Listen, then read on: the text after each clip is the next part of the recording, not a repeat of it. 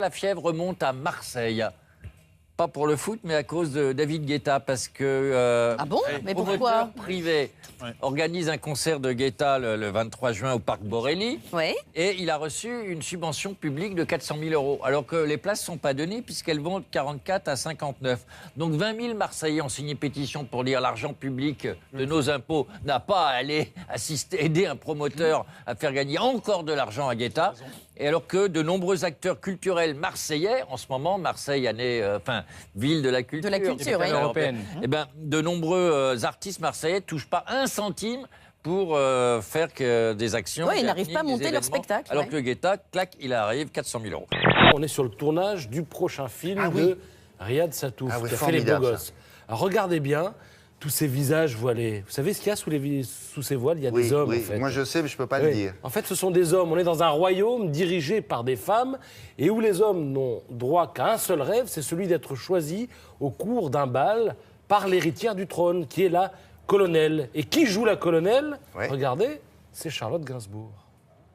Charlie Lemindu vit à Londres, mais il a pris l'Eurostar pour nous montrer quelques-unes de ses œuvres présentées en ce moment pour l'exposition Arg, monstre de mode. Monstrueusement drôle, ces créations entièrement réalisées à base de cheveux vendus par leurs propriétaires. C'est du cheveu humain en fait. C'est du cheveu russe ou européen, c'est plus facile à travailler.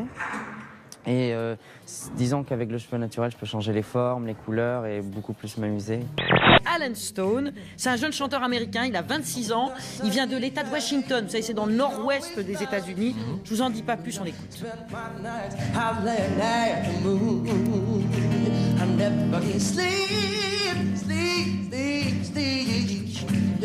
Vous entamez ce marathon théâtral là, à la Pépinière, au théâtre de la Pépinière à Paris pour 6 mois, dans tous ces rôles-là?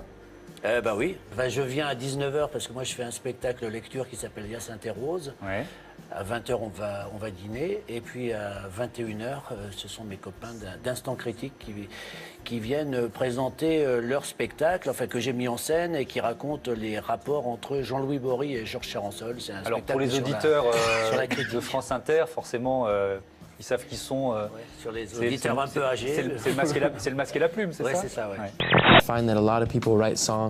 Je trouve que beaucoup de gens écrivent des chansons pour gagner de l'argent plutôt que pour créer de l'art. Quand j'écris une chanson, je veux prendre le temps. Je veux que les gens réfléchissent et je veux dire des choses qui veulent dire autre chose que vous savez, je t'aime. C'est génial, mais il y a déjà tellement de chansons d'amour. En revanche, il n'y a pas beaucoup de chansons sur la pauvreté, sur le respect de la planète.